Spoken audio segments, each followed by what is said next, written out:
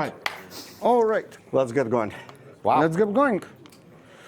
For those of you looking for space, if you are willing to squeeze by your closest friends, there's some seats in the middle. There's, and also in And the we front, can we get, will like- try not to spit on you too much. There's no splash zone. Yes, there is no, well, technically. Well, there may be a splash zone. Exactly. So we hope there is no splash zone. The only thing that I wanted to ask the people on the back, be gentle with the camera, because you will want this recording. This is a session that you will show to all your colleagues and your family and your grandma. So you will want you will definitely want the video. On that note. On that note, welcome to the Back to the Future of Software. And Leonid here wants to start with a horror story. I don't need to start with the horror story. Our friends from AWS provided us the best one. I'm sure you all heard AI is all the rage, and used correctly, it creates results like that. And you know, they are the experts, clearly. They keep telling us that. It's a pretty major outage. If you haven't seen it, AWS using their own agent managed to take themselves down. The interesting part here, it was specifically Kiro, not just any AWS, and we will talk about why it's particularly funny or sad, depends whether you work for Kiro or not, that it's particularly Kiro. So let's figure out who we have in the audience here. How many of you have used AI to push and write and build production code? All right, left half of the room. No, not necessarily. I have some people here on There's the some, right. but like they seem to be concentrated over here. That's like the mirror of this. Look at that. Yeah. It's like we build a that's slide. right. Yes. How many of you have done that successfully and you're happy with the results? Same people. I have two builds here. I'm sorry for that. I mean, AI got significantly better in generating images, but still not perfect.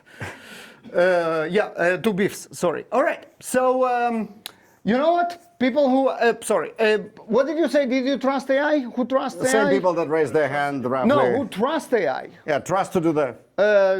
Two people? Excellent, better. perfect. I see like 3.5 hands. We didn't plant any of that, but this is exactly what the industry actually shows, right? So first of all, who actually used code? 42%. That's exactly what we Roughly get there this on room, the dot. so you're very What do you mean statistical. roughly? It was perfectly I'm sorry. 42%. This room is a rough statistic representation. But it was perfectly 42%. How many of you don't trust AI? 96%. That Shocking. was exactly the number. It's not like, it was exactly right. And how many of you, that's something that we didn't ask. How many of you read the code that you AI That AI wrote for you? generates. Okay, now truly. Don't Like lie. all of it, like a real Don't lie. code review. Don't lie. Okay. Okay, now it's, yes. 48%. That's exactly what we got, right? Yeah. So, yeah, half of the people are, say that they read the code. How many really read the code? Nobody We have a reads slide about that. Nobody reads the code. We have a slide about that. So I think to figure out what's going on in this age in our industry, we need to go back to the future. Let's go back to the future. And we do that with accessories. Okay, that's why I told you be gentle. 1 second here. Okay, important stuff. 1 second, give us just a moment here. Here we go. Much better. Something's wrong. Something's wrong. go for it. I need those. Sorry, guys. Give us 1 second. Okay. Yeah, history tends to repeat itself. So does the movie. Baruch Sadogurski, a member of DevRel staff at Tesla AI. We're going to mention it briefly what it does. It doesn't need to go into that. Context familiar, I call myself because I love AI context and I love wine. From development to DevOps to intent integrity chain, the main concept of this talk that will be revealed shortly. Java champion among other things, because DevNexus. This is Leonid Igolnik. I'm Leonid Igolnik. I've been in software for 30 years and engineering leadership for about 20, professional CTO, in between gigs right now, but have managed to build some interesting things in my professional career and learned how to build software at scale. Yep. I do love my abstractions. We'll talk about them during the talk as well. We're going to talk about them like right now. development. Used to be a software engineer 33 years, something like that? 30-ish, yes. Yeah. All right, okay. The most important slide of this talk is this. If you go to speaking.jbaruch, and thanks Switzerland for the domain, you will find the slides already there. The video that we are hopefully recording, be gentle with the camera. And all the links, and there will be a lot right there. It is conveniently on the bottom of every slide, together with our Twitter handles and a couple of very important hashtags that are going to be trending because you are all going to rave on socials about this talk. And the QR code that you can scan, you don't have to because in the bottom of every slide. Okay, this is going away in 3, 2, 1. We'll show it at the end. We'll show it at the end. All right. All right, let's talk about trust. This line, I will never trust the code I didn't write myself. Interestingly enough, was not heard for the first time recently. This is something that we hear a lot right now about AI, in the AI written code, right? That's like the big issue. Who can guess, or any ideas on when was this phrase used for the first time in our industry? 60 years ago? 70. Good job. 50s. See, I heard 70 years ago. That's exactly 50. that. And any guesses on who heard it for the first time in our industry? On the receiving end. No other than... No, close enough. No other than Admiral Grace Hopper, when she showed the world the first compiler. And this is a repeating refrain. Every abstraction, since I love abstractions, have been met with skepticism. Sometimes healthy, sometimes unhealthy.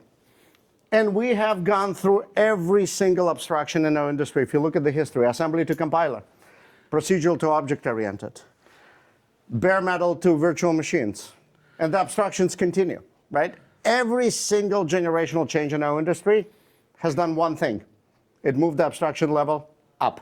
And to the right, right? And now this one, the last one, the one that we are living through now, from code to prompting, is, at least I believe, truly believe, it is really different. In several ways.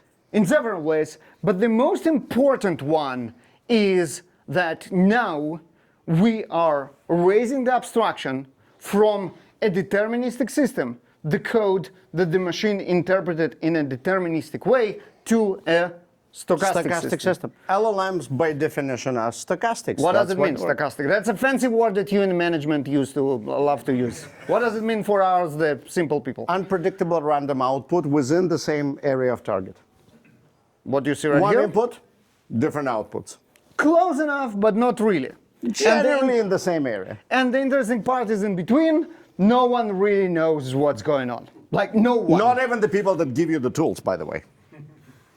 Right, and the way I love to talk about it is the infinite monkeys theory. You probably heard about it. Given an infinite amount of time, if you give to infinite amount of monkeys infinite amount of typewriters, eventually they will write Shakespeare. Well, we did something better in our industry. Think about it, it makes sense. Right? We did something better, we gave them GPUs. We gave them GPUs, and they write code now. And sometimes this code is Shakespeare. It's on point. It's great. To be fair, like it's better than a random Shakespeare line that monkeys in their first parable produced. But they are still variables. And physically, and by definition, those systems are still stochastic. They will not guarantee output. Right. So we have monkeys with GPUs writing code for us. Just like in the movie, or almost like in the movie. Which movie?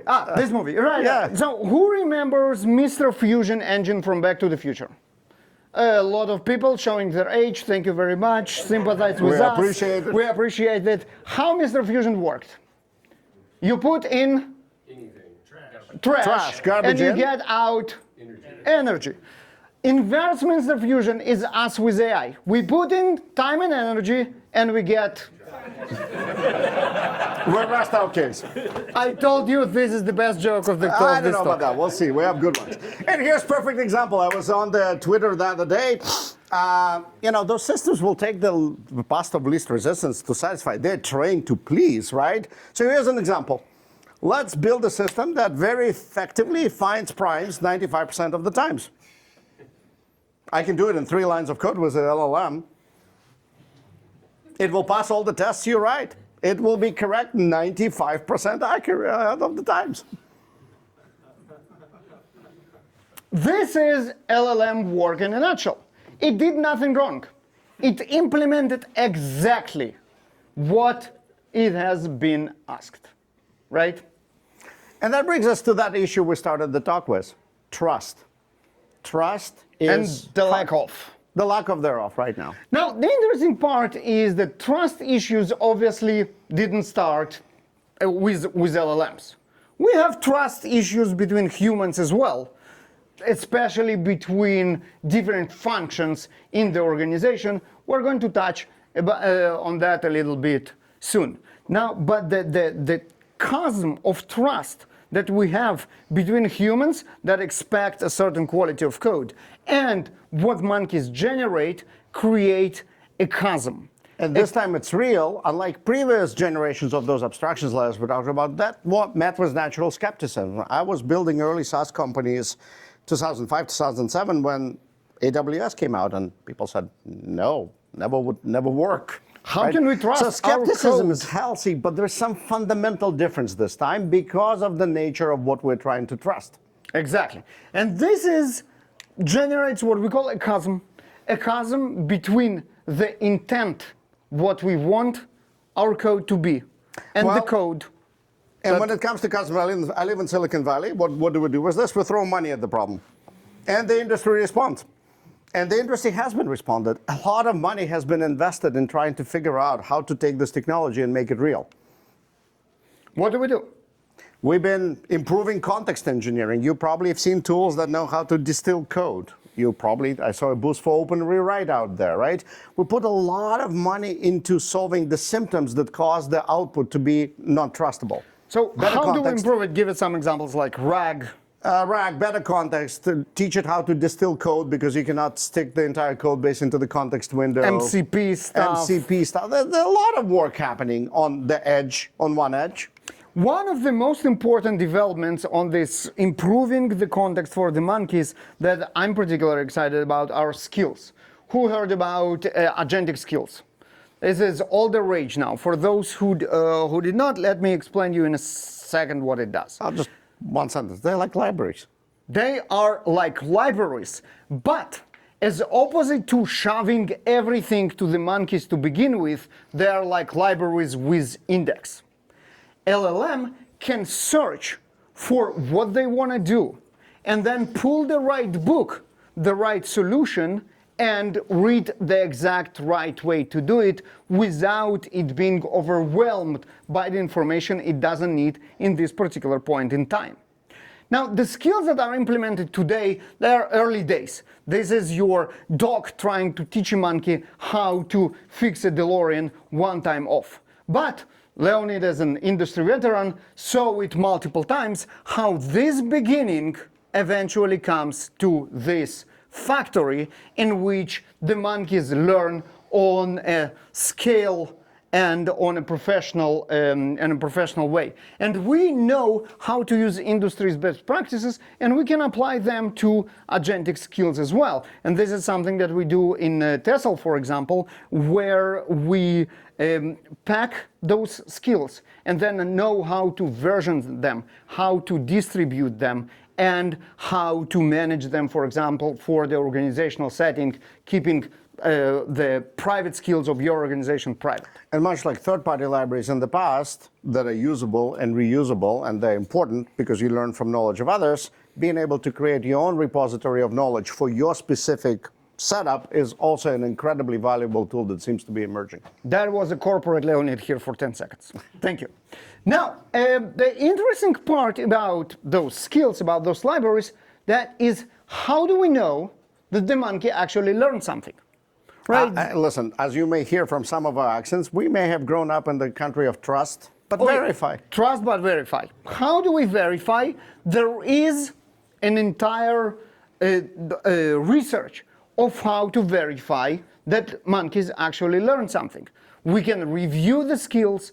We can run what it's called in the industry evals. What are evals? Tests. Well, not really. Fancy name for tests. Not really. Any AI engineers in the room that want to bite Leonid's head off right now? because of this sentence? Apparently not. Because, yes, well, you got saved. Right, so evals is exactly the way to check, okay, monkey, do this without knowledge, and now do this with knowledge. What was the lift? How did you do better, right? And so this work is done as well, and again, Tessel is doing that as well. There is a lot of effort on getting better context in form of how do we fit the specification for what we want to build into the LLM. Projects like OpenSpec, tools like Factory, Kiro. Let's talk about Kiro for a second. Please. Right, remember Kiro? Now, the joke about Kiro is that Kiro is on this slide as a very prominent player in what is called spec-driven development. So spec-driven development is the idea that we can distill the intent from our mind to what monkeys can understand. And you see here all those tools are in the spec-driven development world, and this is blowing up. On this slide, there are at least 150,000 GitHub stars and over 500 million investors' money, not counting, obviously, Amazon, that is Kiro up front, all the rest of it. This industry is exploding because apparently telling monkeys what we wanted to do is not an easy job. And this is what spec-driven development, distilling the intent, is trying to do.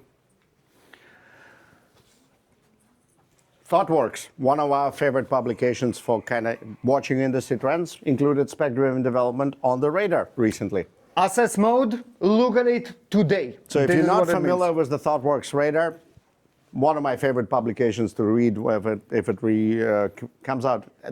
They actually haven't been consistent with publication, but really, really good radar for technology trends. Yeah. Research is going on whether spec-driven development actually holds water. And, you know, it starts to be a real thing if there is peer-reviewed research on the topic. And one of my favorite, more reputable sources for technology knowledge is InfoQ, digging into spec-driven development as well. And Microsoft acknowledges it's a valid technique by featuring it at DevHub. And here is another interesting thing. Dan, that wrote this article, is the author of this guy, Spec Kit from GitHub, which means from Microsoft. So we have Amazon here, and we have Microsoft here. Those are some heavy hitters talking about spec-driven and doing spec-driven in their organizations. How many of you have experimented with spec-driven development so far? I see A couple of hands. Good. Couple of hands. Okay, so 5, first of 6 all, hands, you're in a pretty good place. This is where we'll tell you all about it, and we'll tell you how to do it right instead of doing what Kiro did. Share some of our lessons, because we've been playing with this for about a year as this talk has been evolving. The good news about the spec-driven development, it helps. Yes, absolutely. The good news about evals, or also known as tests, they also help. But fundamentally, there's still a giant gap between writing a spec and getting a quality, predictable output. Full of monkeys. Full of monkeys. So we have started here with our thoughts. This is what I want to do. I want to develop e-commerce. I want to develop like an e-commerce website, right? And I want those features. I want to be able to add things to cart, to do checkout, to ship orders and what's not. And this is how it's structured for the LLMs.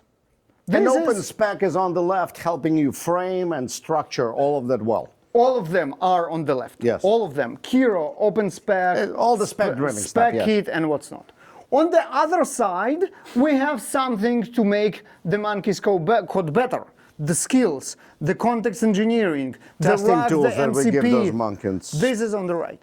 But we still have the chasm. And the chasm is, how do we even know that the monkeys actually built what we asked it to build? Remember how many of you truly read AI-generated code? 4 people. Write specs. No! Production-ready code. Profit. Use the profit in the original, like in the in the gnome stealing underpants. Right. The funny part is that this is the part, the chasm, where we can trust the least. Because stupid monkeys with GPUs. If there is one thing we want you to take away from this talk is never trust a monkey. Because it will be lazy, it will be wrong, and it will do it at the same time. And very convincingly. Very convincingly. So the chasm that we live is generally a problem. But if there were humans in this chasm, we could probably trust them. As I mentioned, there is an issue of trust between humans, but we have mitigating factors. We have professionalism. We want to do the right thing. We have mutual respect. I don't want to screw anybody over. Well, I eventually, right? We have customers. We have customers that hold us accountable. And we have end result observation. We can look at the product and see if it does the right thing. Monkeys have none of that. Monkeys will do stupid shit and won't care about it one tiny bit. So not only we have the chasm that is left to the wrong devices. So let's look at the chain from an idea to output and decompose it into various steps. So we have prompt that is generated by humans. Humans have their own distrust issues. So if I wrote a prompt, my product manager won't probably trust it. We have a spec that is generated by the monkeys. I don't know about you, I write all my specifications with LLMs. And it's actually quite nice. But you cannot really trust it. You still have to check the result. You don't know if it caught your idea until you actually read it. Or invented a feature that you absolutely don't need. And there is a code written by monkeys that you obviously... Wait a second, there is important stuff. There is a photographer in the room. Yeah, sorry. Yeah, okay. Sorry guys, as speakers we have priorities. Thank you. All right, back to regular programming, okay? And there is code that is generated by monkeys that is obviously cannot be trusted. So this is pretty bad. This is, right? What do we do? I mean, how do we, what? We already mentioned the Russian culture of trust by verify, and this is the way. The idea is that someone needs to verify everything that monkeys do. How can we do it? Let's look at every step again. When we write a prompt, we double check that the output and the prompt encompasses what we're really trying to do. So prompt can be easily verified by humans because this is text. Specs are generated by monkeys. Oh wait, they can also be easily verified by humans. Because it's also text. So they can verify it by the humans that wrote the prompt and by the humans that verified the prompt, and then it is reliable. Now we have a problem with code. How many of you like to read other people's code? Yeah. Okay, let's make it easier. How many of you, there was like one hand for the sake of the camera. Three hands. Let's make it easier for you. How many of you like to read your own code? Okay, more hands. And if it was 6 months ago? 3 hands. Okay. Now, think about it. How many of you do pull request reviews? Because they have to? Everybody. And favorite part of the day, right?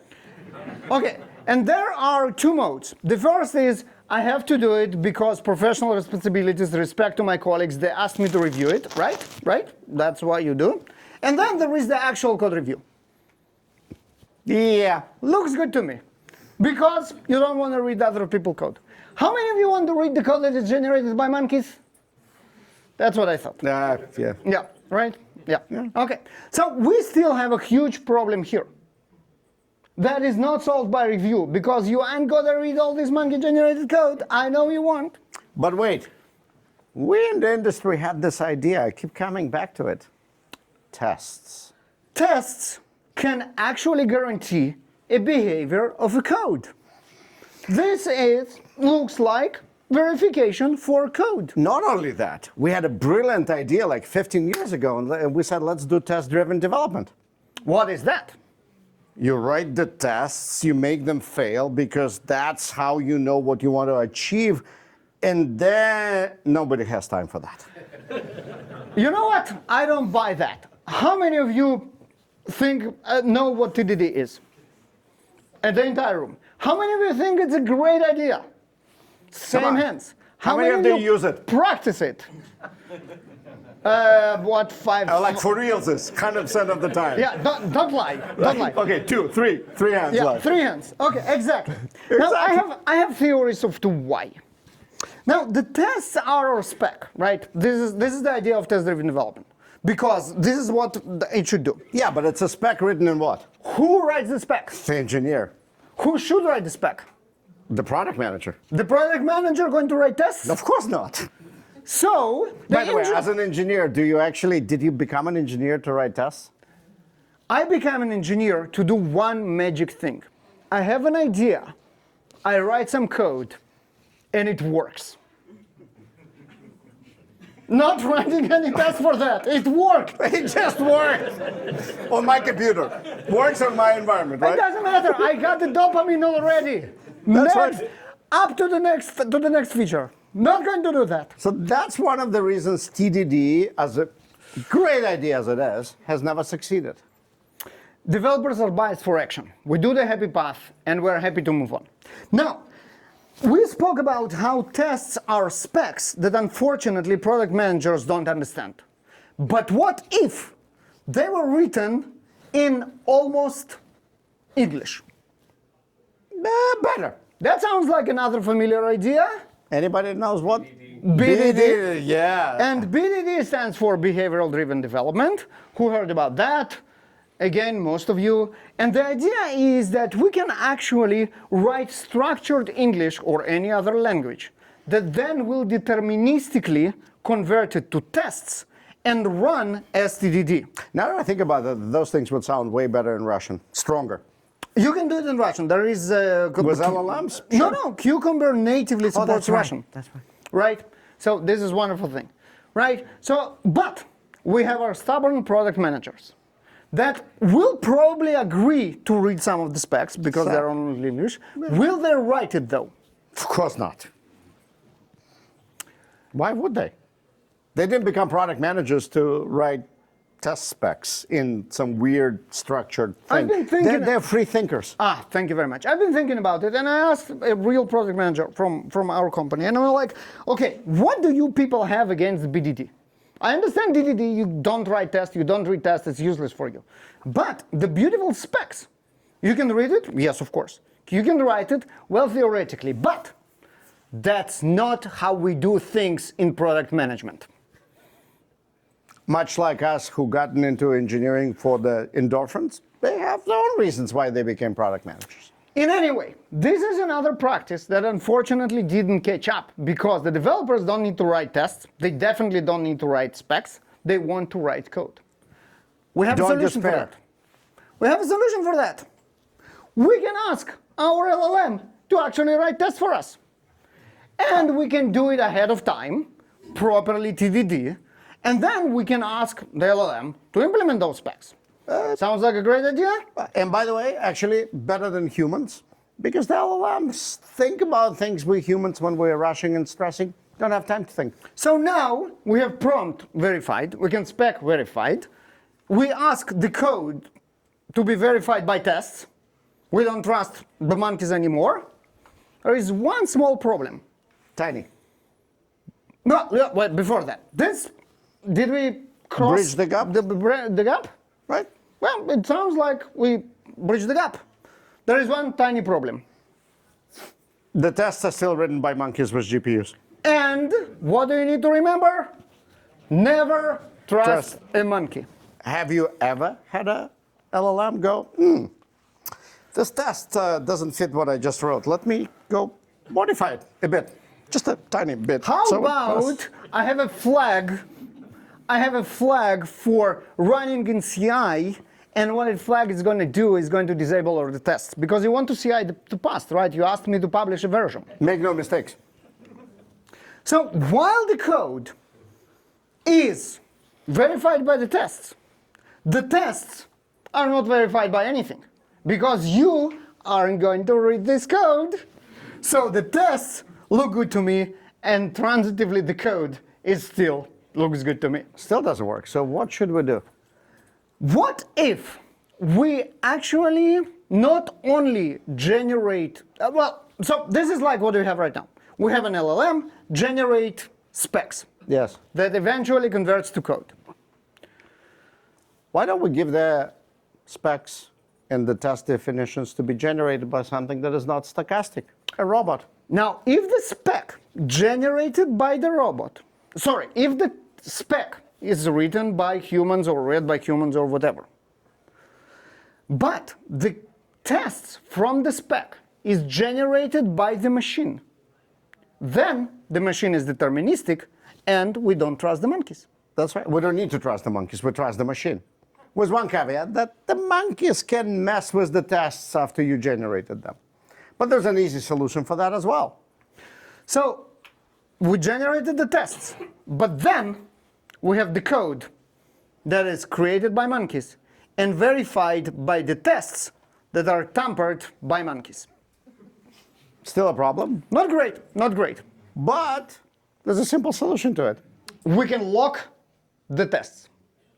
Just lock the tests in place, and in some implementations, it's as simple as changing the disk permissions. Now, simple and easy are not exactly the same things, right? It sounds simple, lock the tests, but it's not very easy in real life because tests are a lot of things. There is setup, there are mocks. Those needs to be changed. I wrote the test up front. I didn't know what mock will I need in production because I didn't write any code. Now I wrote the code, I need to go back and change something. What we really want to lock are assertions. Now, if we use proper BDD, assertions are actually decoupled from the test logic. Assertions are our features, and the test logic, we don't care anymore as long as assertions are locked. So this is what we has been locking. So now, look at that.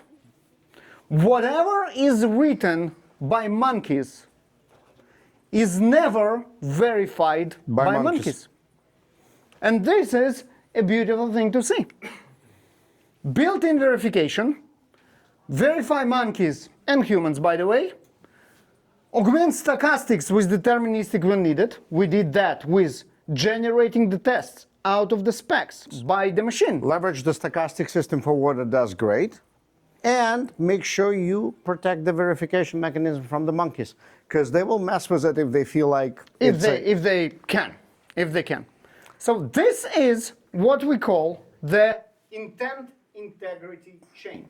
We have a chain of steps that guarantees the integrity of our intent. And the good news is we get to build on the shoulders of giants that have invented the previous techniques that we now can put together. We talked about TDD, we talked about BDD.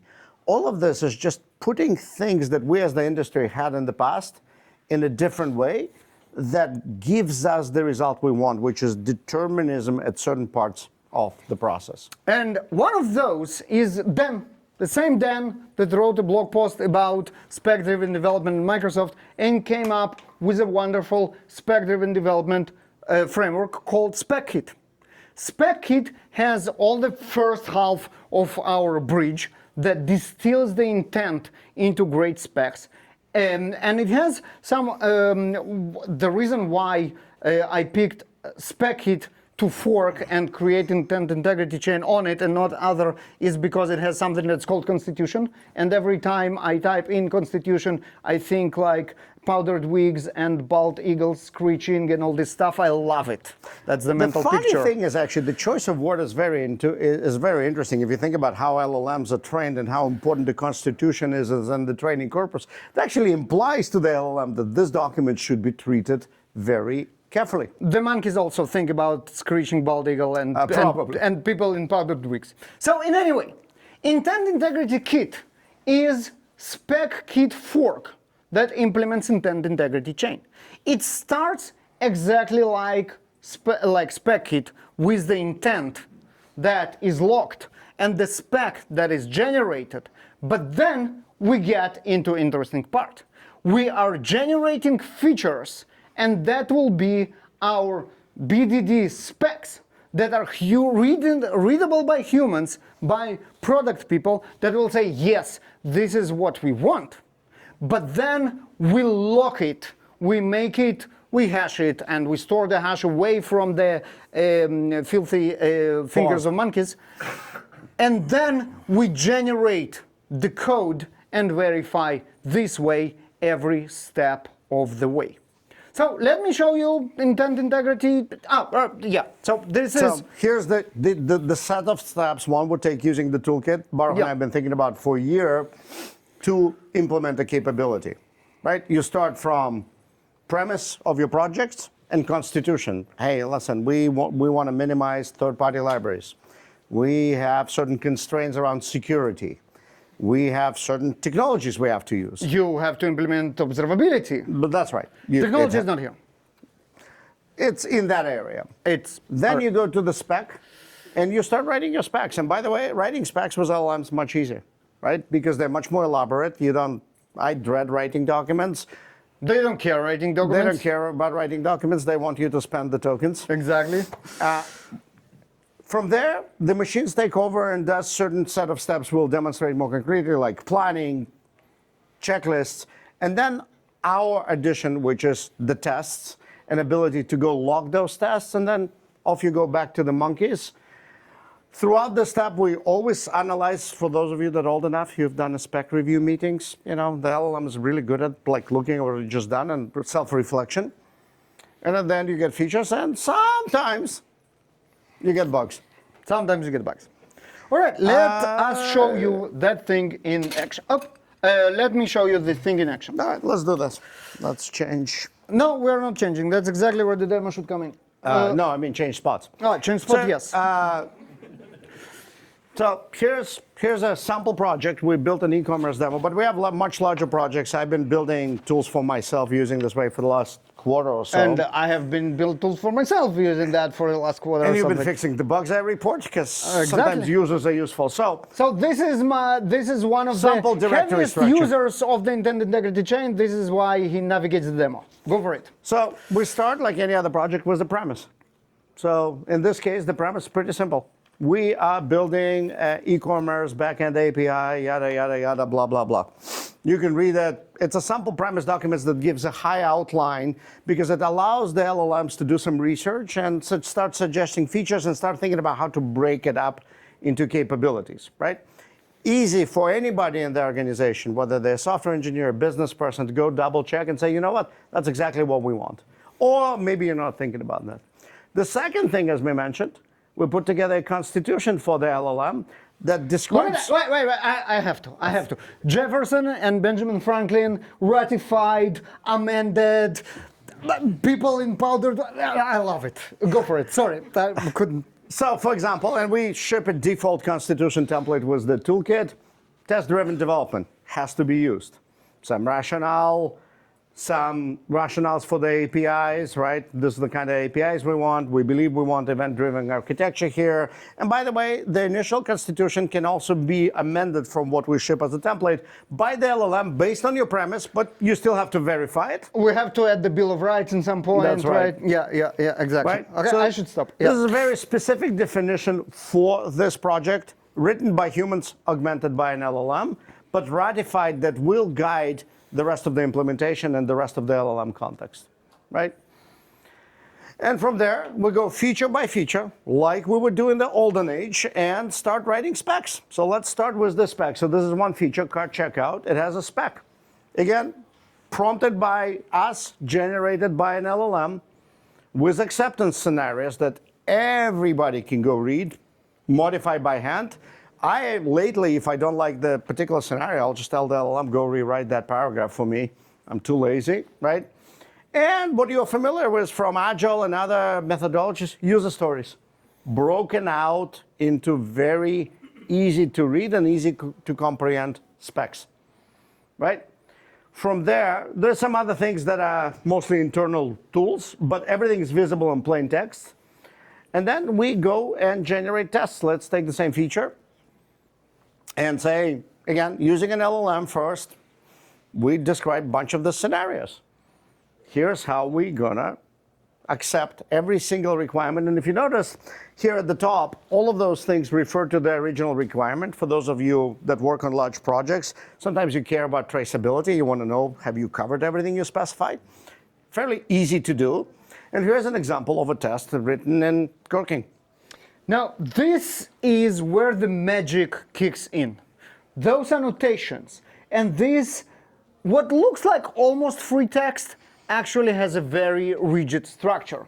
It's even syntax highlighted because this is parsed by the machine to generate the tests that will monkeys eventually implement.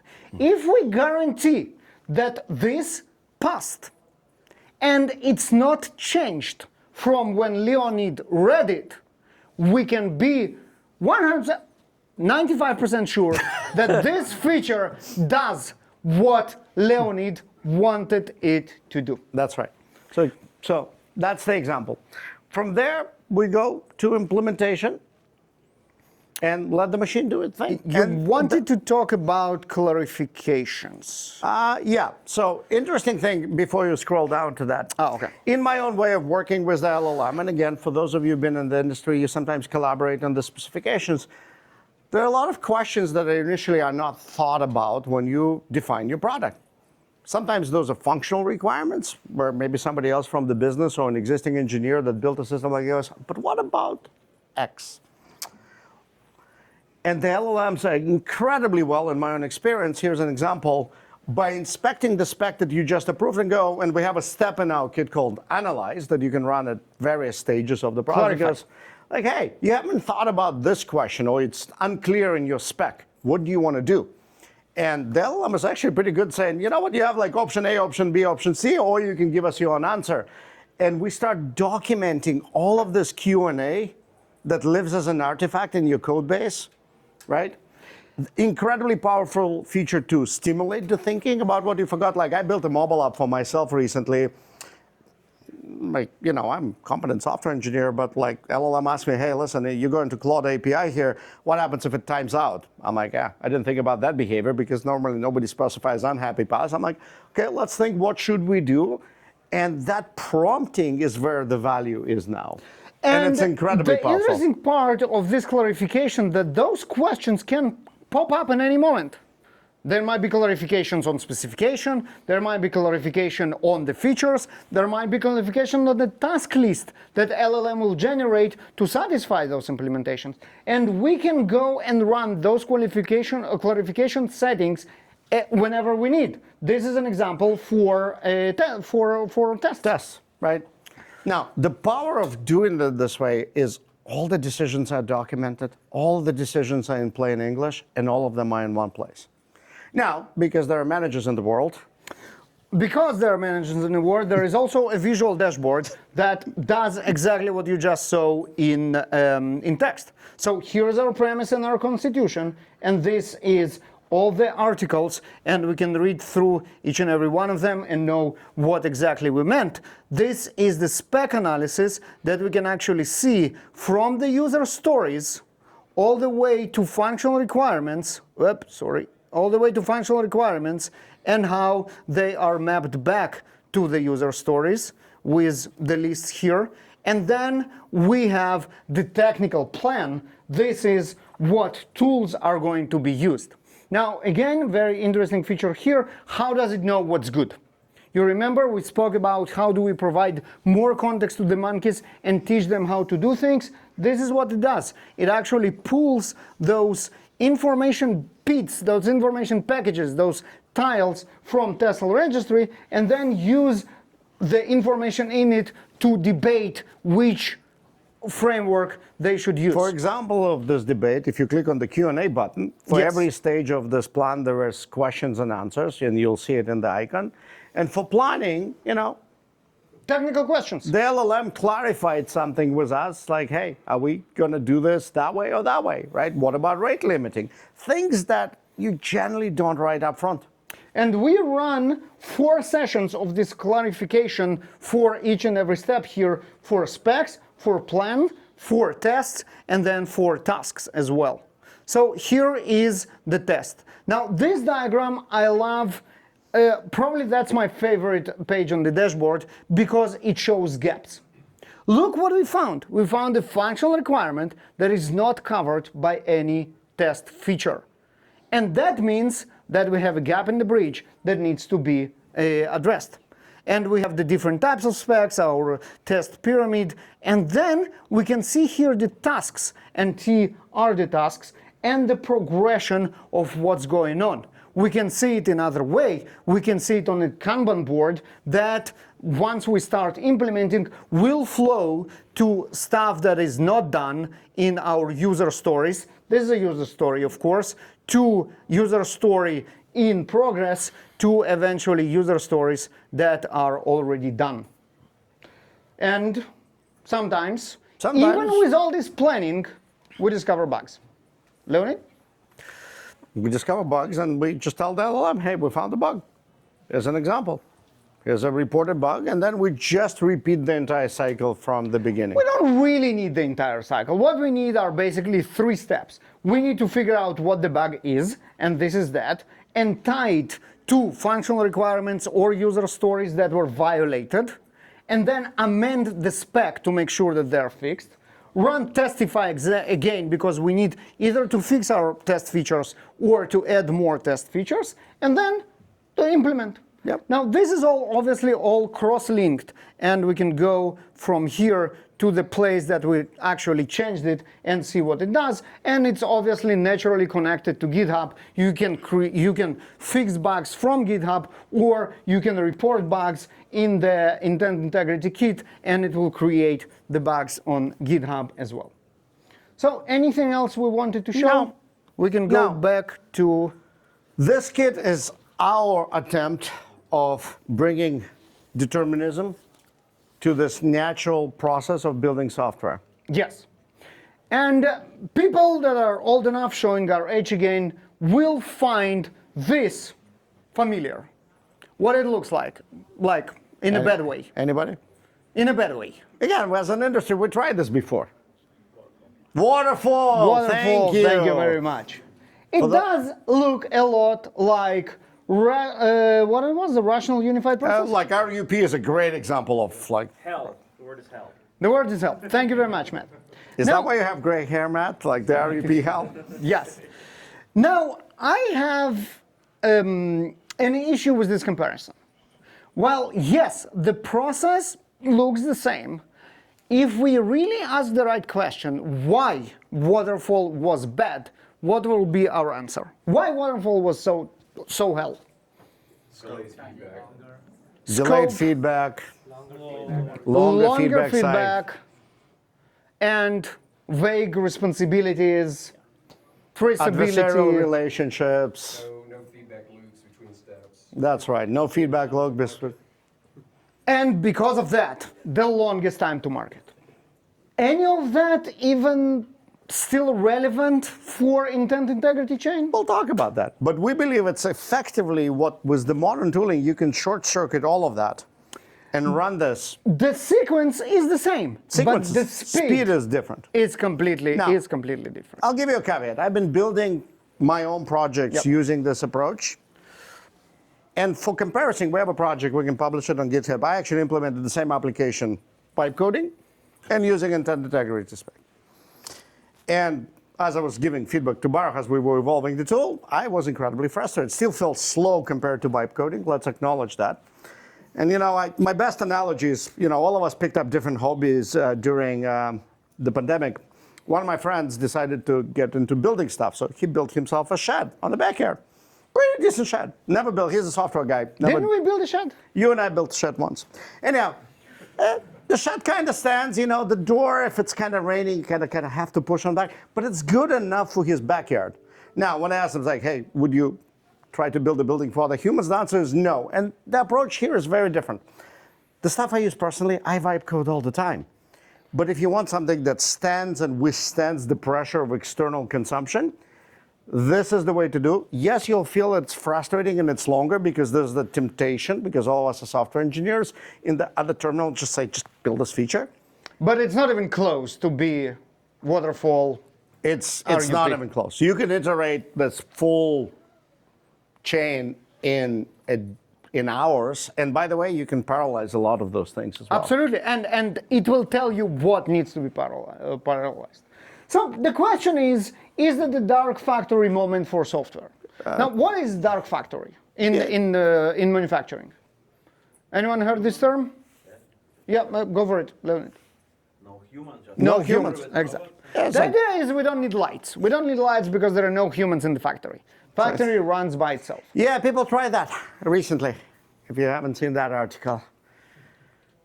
Yeah, they're very serious about that, and then it miserably failed, unfortunately.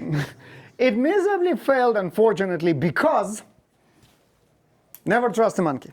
There are monkeys in the loop. They will do stupid, evil shit, even with all the guardrails in place.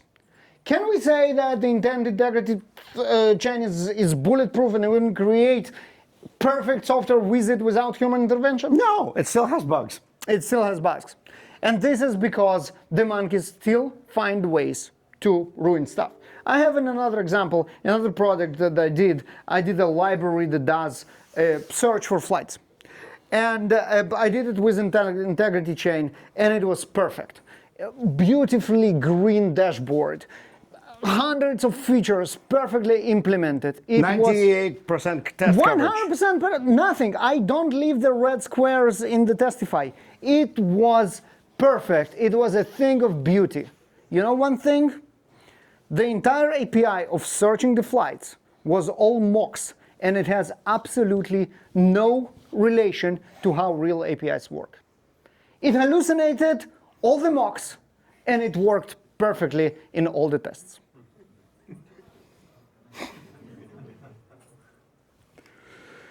So yeah, 3 things to take home today. We've been in this place in the industry. We've been increasing the abstraction layers, and we've been dealing with trust issues every time the new abstraction layer comes up. This is not new. It all starts with skepticism, and every time we've done this, we end up with progress. Never trust a monkey. Remember, stochastic systems, not deterministic, trained to please you, not to do the right thing. You have to verify everything monkey does. And this brings us to intent integrity. We need to protect our intent, what we want to do. At every step, we need to protect it from the monkeys. The industry today, especially the spec-driven, is this. We nailed the spec distillation part. The specs are beautifully transformed to what AI does. And then we have implementation. So this intent integrity check is trying to fix that. And if Amazon was built Hero with the second part of the horse in mind, they will probably have different results in their incident. So what to do? What to try and mine in the morning? Well, take a feature from your backlog or your pet project or an idea that you had and you never got to implement and write the spec in English. And then try the intent integrity kit and obviously let us know how it went. We just launched a really baked, well-baked version. It's available as a skill from Tessel. It's on GitHub. You go right here and you get it. We would love to hear your feedback. We've been playing with this for a year, starting from an idea, implementation. It's all written with intent integrity kit. It's dogfooding 100%. What does it mean? It's better than if it was written by vibe coding or any other spec tool. And it's probably not perfect. Yeah. So we want your feedback, definitely. And then just share your results with us. Well, we are both on Twitter. Yeah, share the results absolutely. there. The source code is the new bytecode. This is the new reality. Yeah. Or in the words of Andrew Karpathy years ago. Yep. The hottest new programming language is English. Yep. And it makes sense. And it does. We just need the right tools. With that, thank you very much. Speaking.jbaruch for the slides, the video, and all the links. At jbaruch on Twitter. At Aligolnik on Twitter. DevNexus, that's the hashtag that is trending already. Intent integrity check is going to trend right after this talk because you are going to press it. And the QR code is going to stay here while we have 4 minutes for Q&A. questions. Thank you. 4 minutes for questions.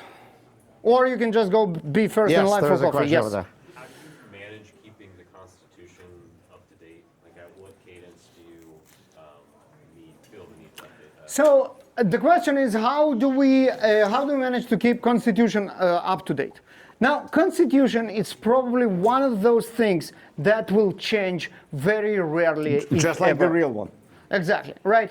Those are the fundamental principles that are not going to change very frequently. Do you always want to use TDD? Yes. Do you want to always do like stuff what it was in our Constitution? It's important APIs. Right? Maybe not. You always want to do that. So the specs is another issue.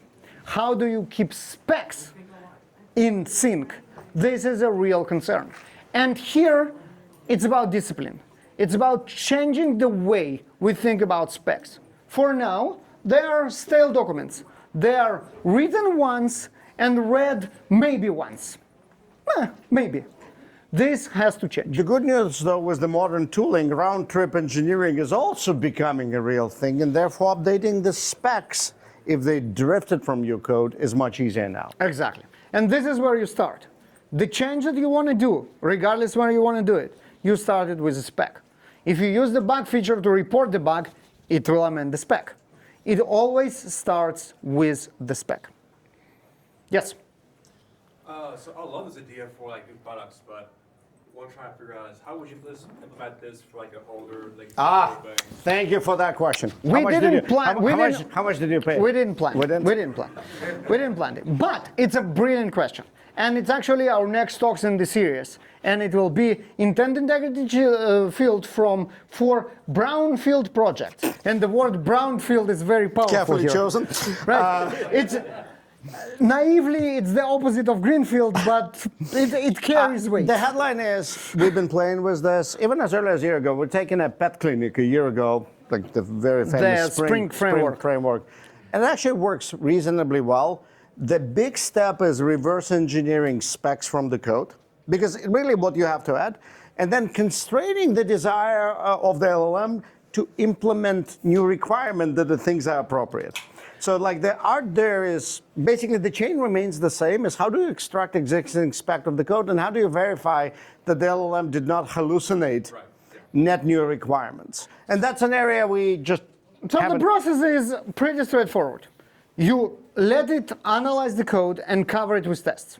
Once you have 100% test coverage, you make it generate features out of those tests.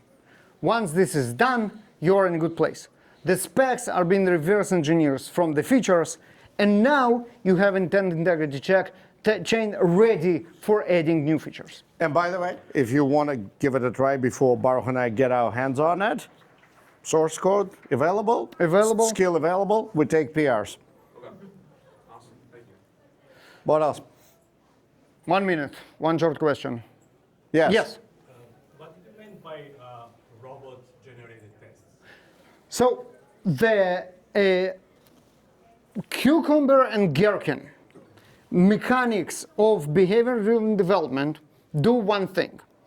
Once you wrote the features which are almost plain text in a parsable way, you run the tool that, simply put, not exactly technically, but simply put, parses this text and deterministically, algorithmically generate tests. It works just like a compiler. Exactly, it is a compiler. That It is a compiler from English to tests. Exactly, from very structured English to text. There is no stochastic, there is full determinism, and this is why we want the test generated this way. This is where we close the gap between human readable and code that you aren't gonna read. All right, thank you very much. Thank you.